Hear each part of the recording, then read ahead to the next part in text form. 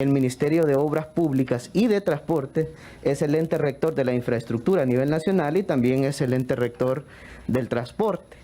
Entonces, justamente en esas áreas en las cuales tenemos fortalezas, tenemos técnicos especialistas para poder desarrollar diferentes actividades, aprovechamos esas fortalezas para poder apoyar al Ministerio de Salud en medio de la pandemia. Lo interrumpo un segundito, ministro. Solo quisiera aclarar algo.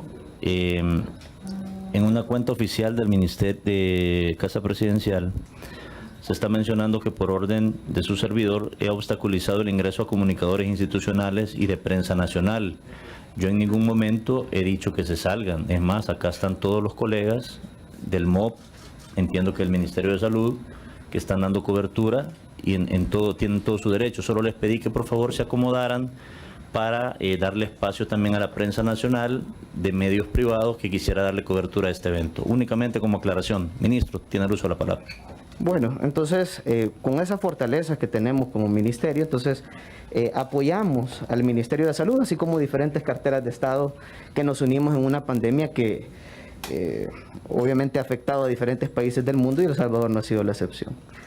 Entonces, el presidente Nayib Bukele, gracias a Dios, se adelantó a las diferentes acciones que se debían de tomar para atender esta emergencia.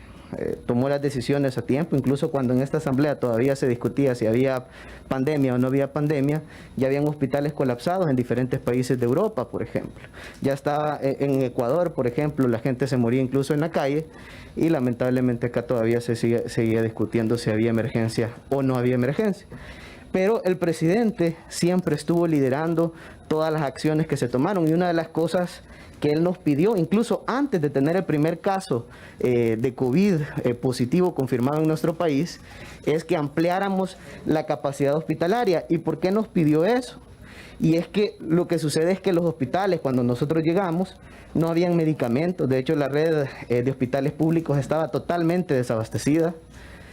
Se compraban, por ejemplo, medicinas vencidas, incluso hay notas periodísticas donde se encontraba medicina enterrada. Hay una nota que dice de que hay entre 200 y 300 toneladas en un predio de Soyapango en el año de 1992. Y de igual manera la Fiscalía General de la República encontró diferentes toneladas de medicamentos vencidas que se habían comprado en el año de 2017. De hecho, aquí hay un poco de fotografías de esto. Además, se habían destinado en diferentes ocasiones recursos para poder intervenir los diferentes hospitales a nivel nacional. Entonces... a ver, ministro, solo entiendo su contexto. No estoy defendiendo lo que ocurrió en el pasado, pero siento que se está saliendo del tema COVID-19 del 14, desde que decretamos estado de emergencia el 14 de marzo en adelante. Solo lo que pasa es que quiero explicar por qué fue que tuvimos que intervenir la red pública, por qué tuvimos que mejorar todas las condiciones hospitalarias. Es decir, y fue justamente por esto. Ahí tenemos, por ejemplo, un programa que se llamaba RESA, donde el exministro de Salud incluso fue a juicio por corrupción, donde se dieron cerca de 6 millones de dólares y no encontramos mejoras en la red hospitalaria. De hecho, en los presupuestos se aprobaron miles de millones de dólares para brecha presupuestaria, para proyectos de mejoramiento de la red pública nacional, de escuelas, etcétera, en los últimos 30 años. Y esta es la forma en la cual encontramos los hospitales nacionales.